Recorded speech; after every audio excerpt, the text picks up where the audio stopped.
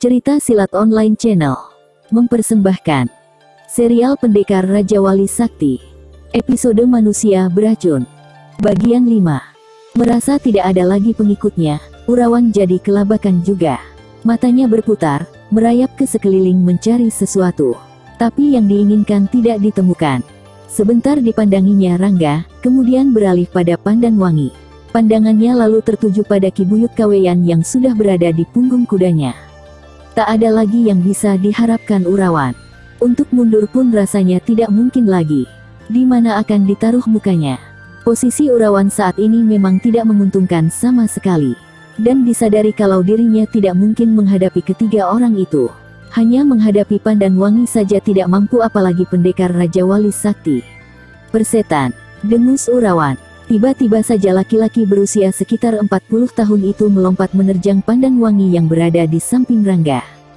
Tentu saja perbuatan nekatnya membuat si kipas maut terkejut. Demikian pula Rangga yang jadi terpana karena tidak menyangka sama sekali kalau Urawan akan berbuat senekat ini. Kia, haid. Pandan Wangi cepat-cepat berkelit memiringkan tubuhnya ke samping, menghindari pukulan Urawan yang begitu cepat mengandung pengerahan tenaga dalam cukup tinggi. Tapi mendadak saja Urawan merubah arah serangan, sebelum pukulannya yang diarahkan pada Pandan Wangi mencapai sasaran. Cepat sekali laki-laki itu memutar tubuhnya seraya melayangkan satu tendangan kilat menggeledek ke arah Rangga. Hap, tangkas sekali Rangga menarik tubuhnya ke belakang, sehingga tendangan Urawan hanya berada beberapa jengkal di depan dadanya. Secepat kilat Rangga melentingkan tubuhnya, begitu kaki Urawan lewat. Dan bagai seekor burung, pendekar Raja Wali Sakti itu menukik deras dengan kaki berada di bawah. Ternyata Rangga mengerahkan jurus Raja Wali menukik menyambar mangsa. Gerakan kaki pendekar Raja Wali Sakti begitu cepat, disertai lurukan yang tidak dapat diikuti pandangan mata biasa. Hal ini membuat Urawan tidak sempat lagi menghindari serangan balik pemuda berbaju rompi putih itu. Prak. Urawan menjerit melengking tinggi. Dukali kaki Rangga menyambar kepala Urawan hingga pecah. Laki-laki hampir setengah baya itu langsung menggelepar di tanah. Darah berlumuran deras keluar dari kepala yang remuk terkena tendangan maut jurus Raja Wali menukik menyambar mangsa. Kakang, panggil Pandan Wangi, begitu Rangga menjejakkan kakinya di tanah, tidak jauh dari Urawan yang sudah tidak bergerak-gerak lagi. Rangga berpaling, memandang si kipas maut yang sudah berada di sampingnya kembali. Kedua pendekar itu memandangi mayat Urawan yang kepalanya pecah berlumuran darah. Saat itu Ki Buyut Kaweyan juga menghampiri sambil menuntun 2 ekor kuda milik dua pendekar itu. Dia sendiri masih berada di punggung kudanya. Luka di bahunya sudah terbalut kain yang berlumuran darah. Seharusnya kau tidak perlu membunuhnya, Kakang, kata Pandan Wangi pelan. Aku muak melihat manusia berkepala dua seperti dia, sahut Rangga mendengus. Pendekar Raja Wali Sakti itu mengambil tali kekang kudanya dari tangan Ki Buyut Kaweyan. Dengan satu loncatan indah dan sangat ringan, pendekar Raja Wali Sakti itu naik ke punggung kuda hitam yang bernama Dewa Bayu. Pandan Wangi segera naik ke kuda putihnya sendiri, yang tinggi dan tegap pemberian Rangga. Tanpa berkata apa-apa lagi, mereka menggebah kudanya perlahan-lahan meninggalkan tempat itu. Rangga berkuda paling depan, sedangkan Pandan Wangi berada di belakangnya bersama Ki Buyut Kaweyan. Tak ada seorang pun yang membuka mulut, masing-masing sibuk dengan pikirannya sendiri. Jalan pikiran yang berbeda, namun menuju pada titik yang sama. Tampak sekali kalau Pandan Wangi selalu mendesah lirih manakala melihat punggung Rangga yang kosong, tanpa sepucuk pedang pun. Kemana tujuan kita sekarang, Ki? Tanya Pandan Wangi setelah cukup lama juga berdiam diri. Entahlah. Aku menurut saja kemana dan Rangga pergi, sahut Ki Buyut Kaweyan juga pelan. Pandan Wangi menarik napas panjang dan terdengar berat. Diliriknya kuda Ki Buyut Kaweyan yang membawa beban cukup banyak juga. Entah apa yang dibawa laki-laki tua itu, Ki Buyut Kaweyan hanya mengatakan kalau yang dibawa adalah bekal untuk perjalanan. Gadis itu kembali mengalihkan pandangannya ke arah pendekar Raja Wali Sakti yang berkuda di depan. Ada jarak sekitar 3 batang tombak antara mereka. Meskipun kelihatan laju kuda mereka sama, tapi Dewa Bayu terlihat semakin membuat jarak saja. Kuda hitam itu memang luar biasa, dan bukan kuda sembarangan. Sudah 3 desa disinggahi, dan selalu saja terjadi masalah. Sudah beberapa kali Rangga, Pandanwangi, dan Ki Buyut Kaweyan harus bentrok melawan orang-orang rimba persilatan yang hendak membunuh pendekar Raja Wali Sakti itu. Entah dari mana tersebarnya berita tentang diri pendekar Raja Wali Sakti yang tercemar racun mematikan. Tak ada seorang pun yang mau mendekat. Setiap kali menjumpai seseorang dalam perjalanan, maka orang itu selalu menghindar karena takut terkena racun yang menyebar dari tubuh Rangga. Memang sangat menyakitkan, tapi harus dihadapi dengan tabah. Namun hal ini membuat Rangga jadi berang juga. Sulit dimengerti, kenapa setiap orang yang dijumpai selalu menghindar. Bahkan tidak sedikit tokoh rimba persilatan yang mengejar hendak membunuhnya. Yang lebih menyakitkan lagi, yang mengejar adalah tokoh-tokoh rimba persilatan dari golongan putih. Hal ini membuat Rangga, Pandanwangi, dan Ki Buyut Kaweyan jadi serba salah. Karena jelas, tidak mungkin memerangi orang-orang yang berada satu jalur dalam memerangi kejahatan dan keangkaramurkaan. Setan, umpat Rangga ketika baru saja akan menghampiri seorang laki-laki perambah hutan. Laki-laki setengah tua dan berdada telanjang itu langsung lari sambil berteriak-teriak minta tolong begitu melihat Rangga yang selalu didampingi Pandanwangi dan Ki Buyut Kaweyan menghampiri. Entah dari mana sumbernya, hampir semua orang yang dijumpai selalu mengenali pendekar Raja Wali Sakti itu. Satu hal yang tidak biasanya terjadi. Rangga bukan saja terkenal karena kedikdayaannya, tapi kini juga dikenal karena menyebarkan maut. Pendekar Raja Wali Sakti itu seperti momok yang sangat menakutkan. Sabar, Kakang. Mereka yang tidak tahu apa-apa tidak bisa disalahkan, kata Pandanwangi meredakan amarah pendekar Raja Wali Sakti itu. Tidak seharusnya mereka berbuat seperti itu padaku, Pandan. Rungut Rangga gusar. Kehidupan tidak selamanya mengenakan, dan Rangga. Ada kalanya kita berada di atas, tapi juga ada kalanya berada di bawah. Rasa manis tidak akan selamanya bisa dikecap. Tentu ada juga pahitnya, Ki Buyut Kaweyan ikut berbicara. Rangga menatap laki-laki tua yang selalu setia mengikutinya sejak dari desa Sanggung. Pendekar Raja Wali Sakti itu menarik napas dalam-dalam, dan menghembuskannya kuat-kuat. Sebenarnya Rangga tidak ingin menyusahkan Ki Buyut Kaweyan lagi. Apalagi sudah terlalu banyak membuat kesulitan pada laki-laki tua itu. Bahkan anak dan istri Ki Buyut Kaweyan tewas hanya karena menolongnya dari kejaran orang-orang yang hendak membunuhnya saat Rangga terluka berat.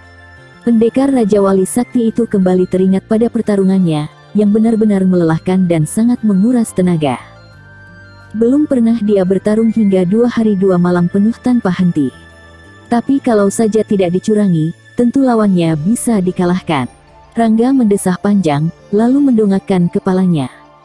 Aku tidak tahu, bagaimana harus membalas budimu, Ki Buyut, desah Rangga pelan. Tidak ada yang harus dibalas, dan semua yang kulakukan atas dasar kerelaan. Bahkan anak dan istriku tersenyum gembira bisa mengorbankan nyawa demi seorang junjungan, jawab Ki Buyut Kaweyan mantap. Junjungan. Pandanwangi mengerutkan keningnya, lalu menatap dalam-dalam Ki Buyut Kaweyan. Pandan, Ki Buyut ini dulu seorang penasehat terpercaya ayahku. Dia tahu kalau aku, ucapan Rangga terputus. Semua ku ketahui dari kalung yang dikenakannya. Hanya ada 3, dan itu dikenakan oleh Rangga Pati Permadi, Danupaksi, dan Cempaka. Aku tahu semua itu, bahkan juga tahu kalau Karangsetra kini sudah menjadi kerajaan yang besar, sambung Ki Buyut Kaweyan. Dan kau jangan sekali-kali memanggilku dengan sebutan Gusti, Ki Buyut, selak Rangga cepat. Ki Buyut Kaweyan hanya tersenyum saja. Sementara Pandanwangi mengangguk-anggukkan kepalanya. Tidak disangka kalau Ki Buyut Kaweyan dulunya seorang penasehat adipati di Kadipaten Karangsetra yang kini sudah menjadi kerajaan Karangsetra. Tidak heran kalau seorang penasehat pribadi pasti mengetahui semuanya, termasuk kalung yang merupakan pertanda keturunan sah Adipati Arya Permadi. Dan Pandanwangi tidak ingin bertanya, bagaimana Ki Buyut Kaweyan meninggalkan Karangsetra lalu menetap di desa Sanggung. Padahal, desa itu jauh dari kota kerajaan Karangsetra, meskipun masih termasuk wilayah kerajaan itu. Seperti juga halnya bekas para pembesar kadipaten lainnya, tentu Ki Buyut Kaweyan meninggalkan Karangsetra karena tidak suka mengabdi pada Wira Permadi yang merebut kekuasaan secara tidak sah. Untuk lebih jelas, baca serial Pendekar Raja Wali Sakti. Dalam kisah, Api di Karangsetra. Ayo, kita jalan lagi, ajak Rangga seraya menggebah kudanya. Mereka kembali melanjutkan perjalanan tanpa banyak bicara lagi. Kali ini sengaja melintasi pemukiman penduduk, untuk mencegah ketidakkenakan di hati pendekar Raja Wali Sakti. Masalahnya sudah jelas, bahwa kabar tentang diri Rangga yang terjangkit racun mematikan sudah menyebar luas. Apalagi racun itu dapat menular dan bisa mematikan. Bahkan bisa jadi kabar itu sudah sampai ke kota raja kerajaan Karangsetra. Dan inilah yang dikhawatirkan Pandanwangi. Kakang, kota raja tidak jauh lagi dari sini. Bagaimana kalau singgah dulu di istana? Usul Pandanwangi, bernada ragu-ragu. Untuk apa? Tanya Rangga enggan. Kau bisa menyebar telik sandi untuk mencari keterangan sumber berita bohong ini, Kakang. Yang terpenting adalah mencari si iblis selaksa racun, sahut Pandanwangi memberi alasan atas sarannya tadi. Rangga hanya tersenyum saja, dan memang, pendekar Raja Wali Sakti itu telah merencanakan hendak kembali ke istana untuk melihat keadaan selama ditinggalkan mengembara. Tapi sesuatu telah terjadi sehingga rencananya terhalang. Bahkan sekarang ini sepertinya enggan menginjakkan kakinya di tanah kelahirannya itu. Belum berapa jauh mereka melanjutkan perjalanan, mendadak dikejutkan suara gaduh dan jeritan-jeritan melengking. Kadang-kadang bahkan juga terdengar keluhan keras, disertai denting senjata beradu. Suara-suara itu datang tidak jauh di depan mereka. Sebentar ketiga orang itu saling berpandangan, lalu cepat menggebah kudanya menuju ke arah suara tadi. Meskipun sudah cepat menggebah kudanya, namun Pandanwangi dan Ki Buyut Kaweyan tertinggal jauh oleh kuda hitam yang ditunggangi pendekar Raja Wah Sakti. Kuda hitam yang bernama Dewa Bayu itu berlari bagaikan tarbang saja. Sebentar saja sudah begitu jauh meninggalkan dua orang penunggang kuda di belakangnya. Hiya, hiya. Rangga terus menggebah kudanya dencang cepat seakan-akan lupa kalau masih ada dua orang yang tertinggal jauh di belakang.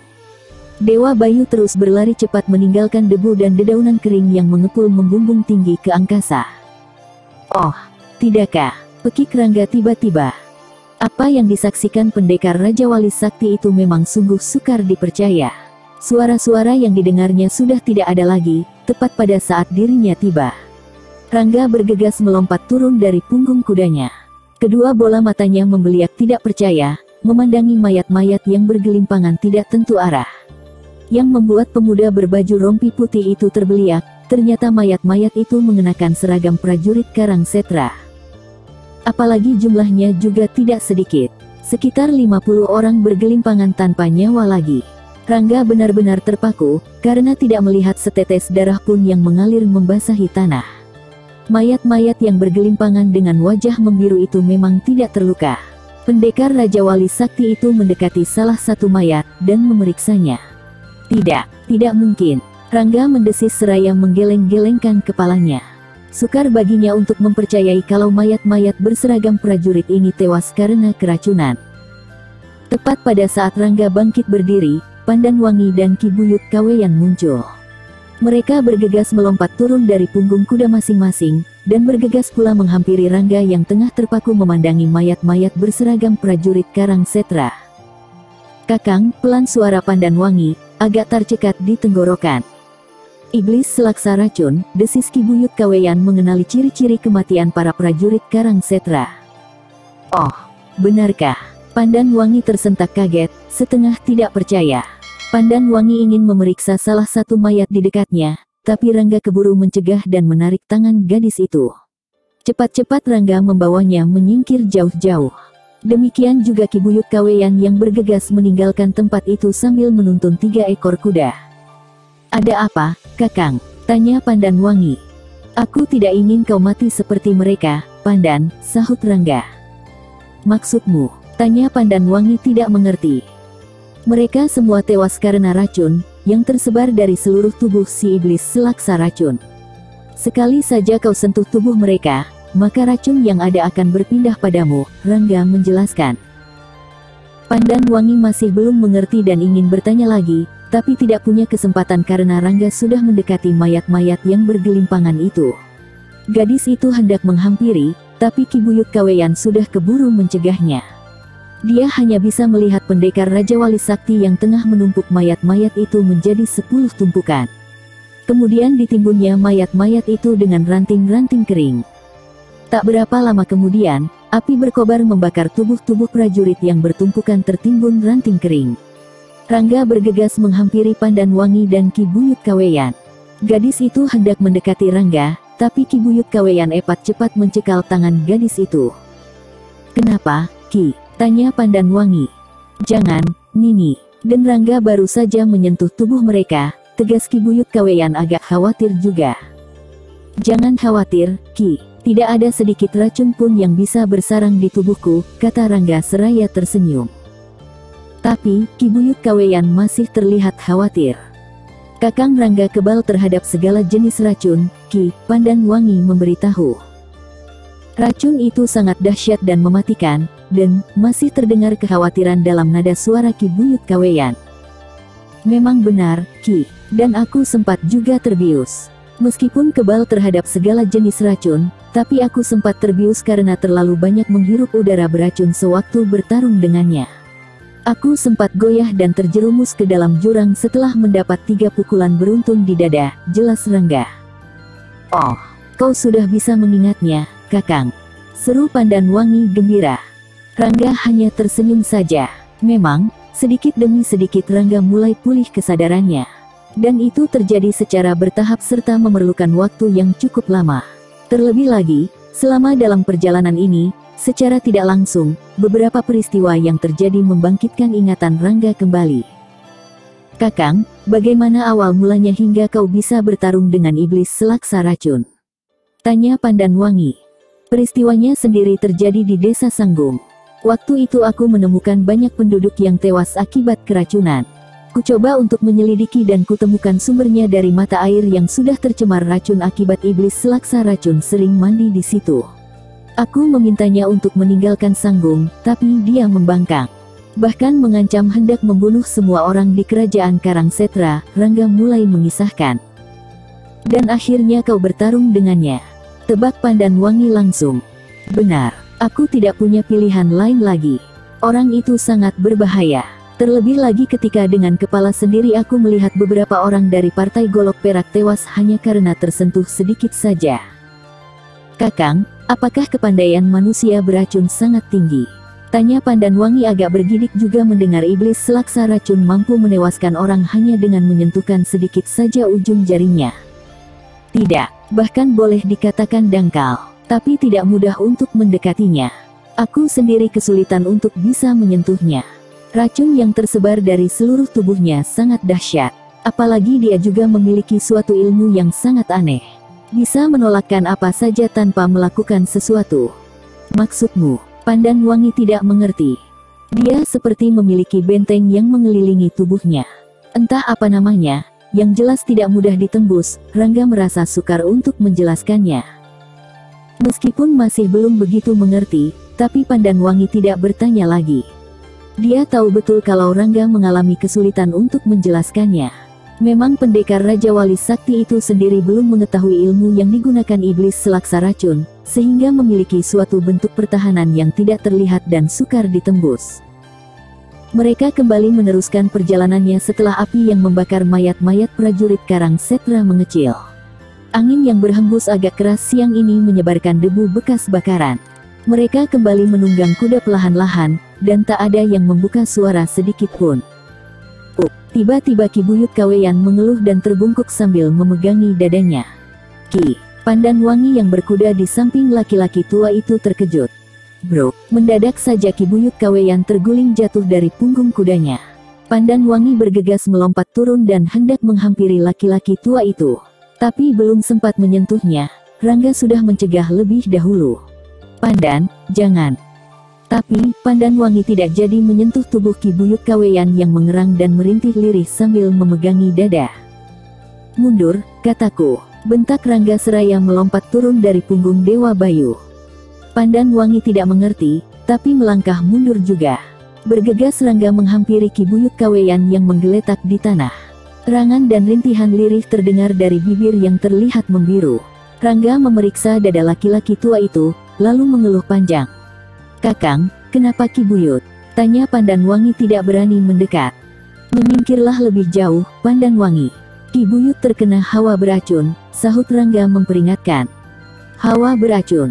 Pandan Wangi benar-benar tidak mengerti, tapi akhirnya melangkah mundur juga menjauhi tempat itu.